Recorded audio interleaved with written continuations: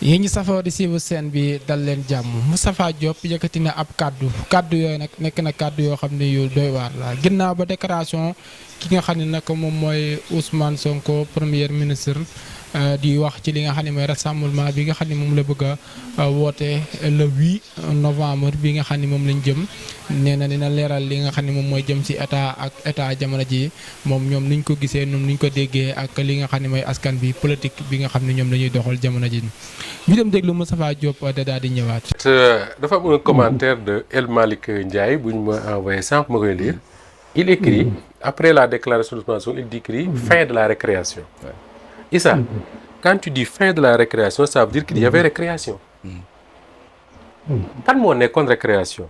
en tout cas réew mi moom nekkuloon récréation. parce que nit ñaa ngi xëy di liggéey. boole ko seen i jafe-jafe yu metti lool. le Pastef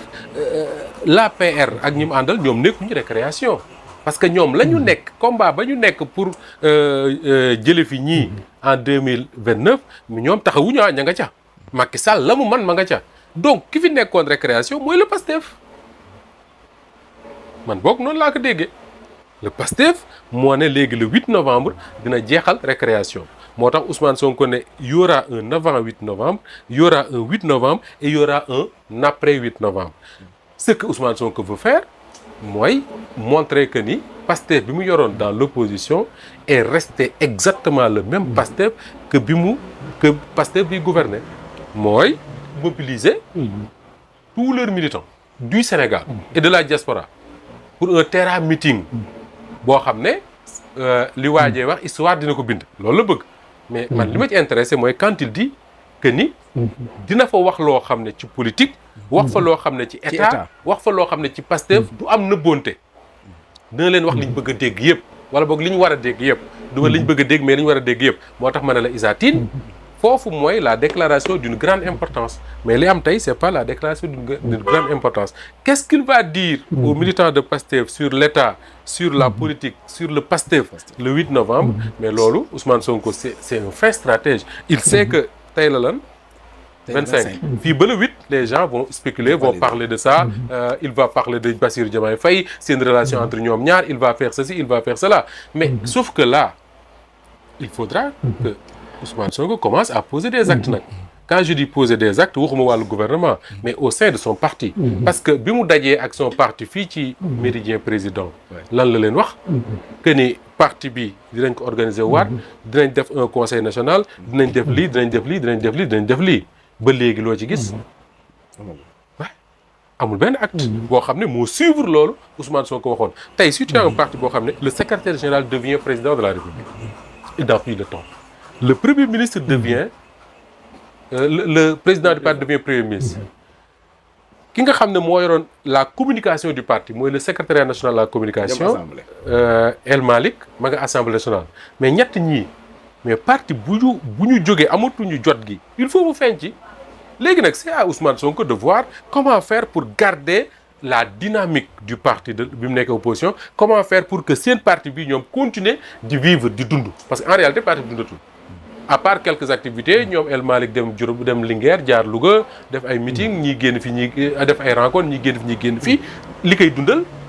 nekku ca. il va falloir se réinventer est-ce que dañuy jël le parti placer ko entre les mains d'un homme boo xam ne mooy nekk l'homme de confiance de Ousmane Sonko.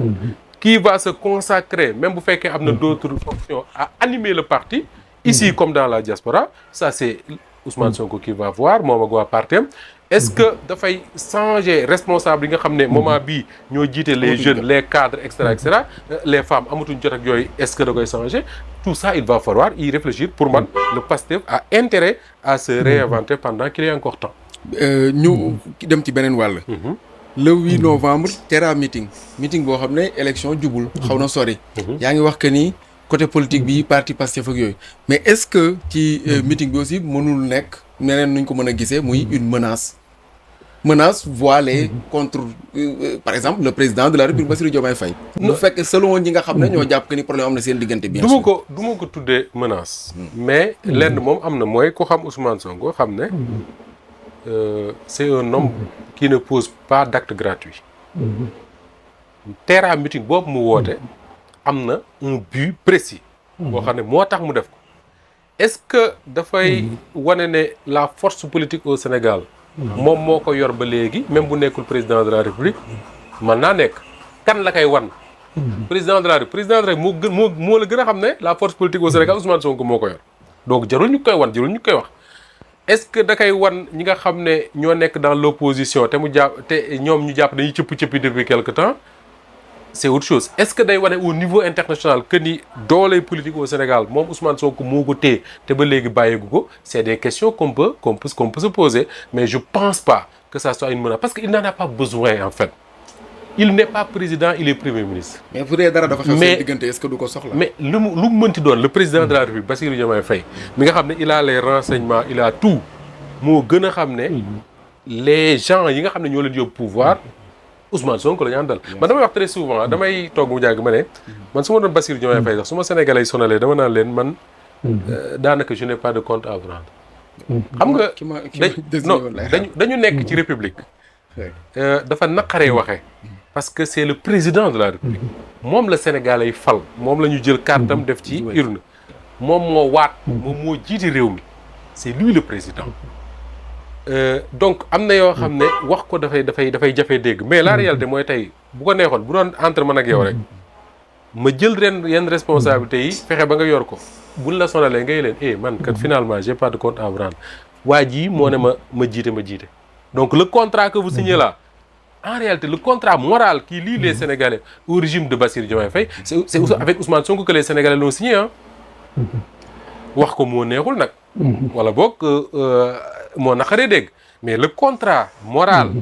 qui lie je dis pas les Sénégalais parce que les Sénégalais c'est autre chose mais qui lie l'électorat de Pastef bi yóbbu Bassirou Diomaye Faye président de la République mais Ousmane Sonko lañ ko signé la preuve lan doon wax moo ñu ko joxañ après ñu ne Sonko mooy Diomaye donc à partir de cet instant là soxlawul moom Ousmane Sonko di wane ne man maa yore force bi tout il le dit lui-même il fait son travail de premier ministre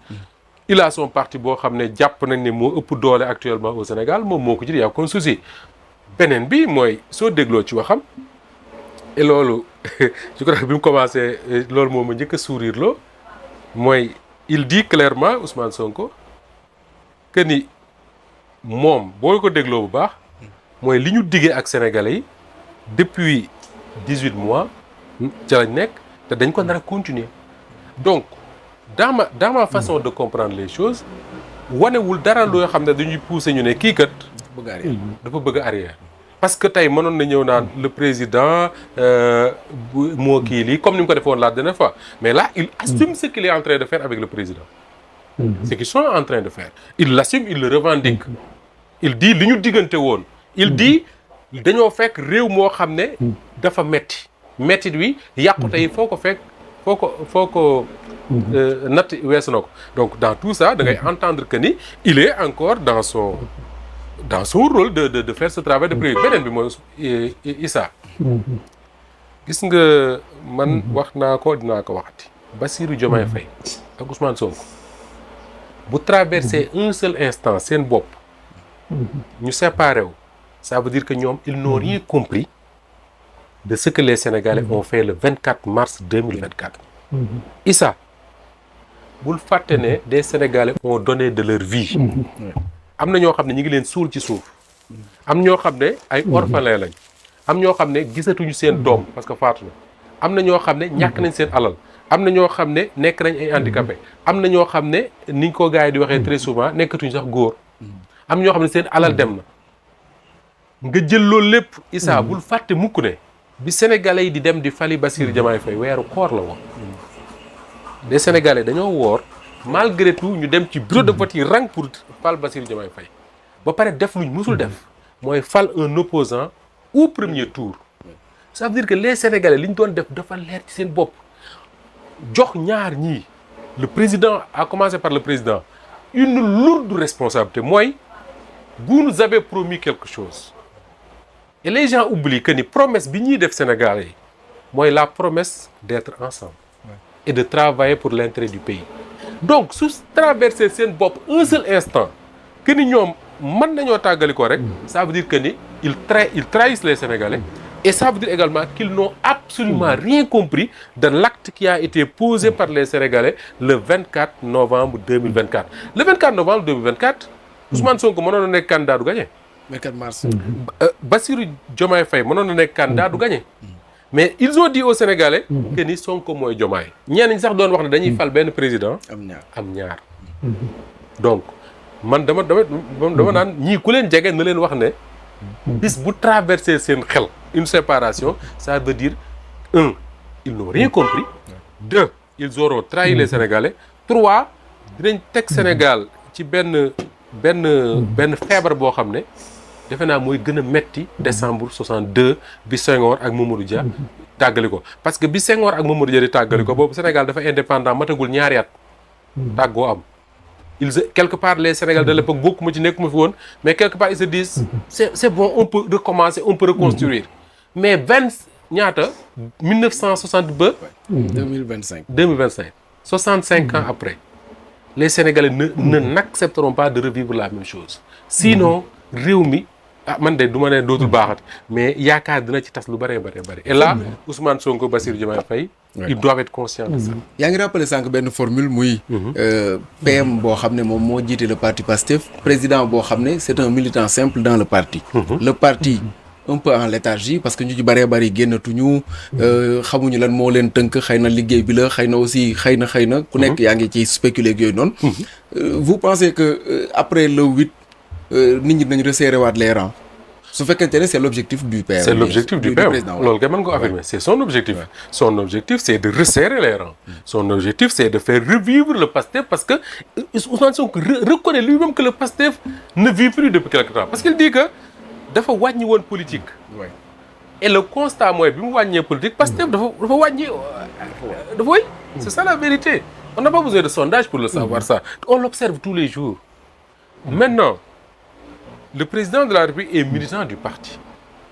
maa ngi doog a comprendre lan moo tax suñu président yi kun ci daan fal ne la démissionner ce parti nga lànk. Senghor ak Mamadou Dia on dit que c'est Mamadou Dia qui tenait le parti. Quand il y a eu conflit entre Senghor ak Mamadou Dia disait que ni la primauté du parti sur l'État ñii ne la primauté de l'État sur le parti. muy ni fi coow dul jeex. Senghor ba mu fi jëlee Mamadou Dia ce qu'il a fait en premier lieu mooy récupérer le parti, téye le parti. Quand Abdou Diouf est devenu président de la République du Sénégal dafa nekk secrétaire général du Parti socialiste pendant tout le temps ba mars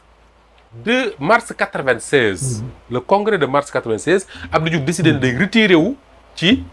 le fonctionnement quotidien du pays. Voilà, merci internet Moustapha Diop moo yëkkati kàddu yooyu. Moustapha Diop kàddu yi mu yëkkati dëgg la parce que ñi nga xam ne nag ñoom ñooy waa Pastef jamono ji moom wax dëgg yàlla génn report si liñ gën a mën que li nga xam ne moom mooy wax lenn loo xam ne ñuy jëfalate li nga xam ne moom mooy seen projet bi kanam ak xuloo seen biir ak téesante seen biir te loolu nag day yàq lu bëri ci li nga xam ne nag moom mooy Pastef si seen boppam ak li nga xam ne moom mooy seen projet bi moo tax ginnaaw bu Moustapha Diop waxee ko da nga naan sax kàddu yi nekk na kàddu yoo xam ne Moustapha Diop fan la ko tibbee wala fan la ko waxee ba daal di et pourtant noonu la sur les faits yi nga xam ne ñoom ñoo ngi koy def si biir li nga xam ne nag moom mooy biir seen parti bi loolu moo am parti boo xam ne daanaka kenn rek moom moo koy doxal ñeneen ñu si des ñëpp daanaka su wax si ñuy waxee nii ñu jaar nii soo waxee ñu ne Macky Sall lu fi bàyyi moo tax peut-être patata dañoom kenn ku si nekk yaa ngi fayeeku yaa ngi def li nga xam ne moom nga war a def yow sa jëm bopp de tey ji lépp dañ koy jiiñ li nga xam ne nag moom mooy Macky Sall waaye nag Moustapha Diop kàddu yi nga xam ne moom la yëkkati nag ku yaboo war cee mën a bàyyi xel bu baax a baax na parce que kàddu yi dafa jar ñu si bàyyi xel bu baax a baax jërë ngeen jëf yi ñu safoo di suivre seen Bulletin.